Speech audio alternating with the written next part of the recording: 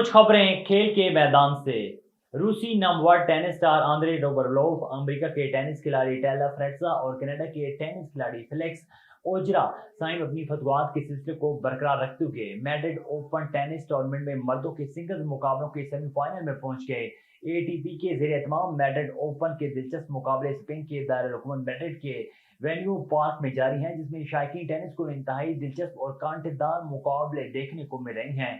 मर्दों के सिंगल्स मुकाबलों के क्वार्टर फाइनल राउंड के मैच में रूसी टेनिस स्टार आंद्रे रूबलेव ने शानदार कारकर्दगी का मुजाहरा करते हुए हरीफ स्पेनी टेनिस को हरा दिया।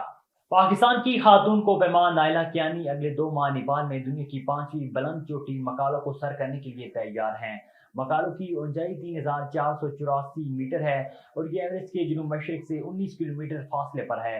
नाइला कियानी 3 मई को बेस कैंप से मुहिम का आगाज करेंगी और 5 मई को टॉप पर पहुंचेंगी। समर मुकम्मल होने पर नाइला कियानी मकालो सर करने वाली पहली पाकिस्तानी खातून बन गई और वो 8000 मीटर से बुलंद 10 चोटियां सर करने वाली वाहिद पाकिस्तानी खातून हैं। पाकिस्तान क्रिकेट बोर्ड की जानिब से दौरे इंग्लैंड और आयरलैंड के लिए कौमी टीम का ऐलान आज किया जाएगा।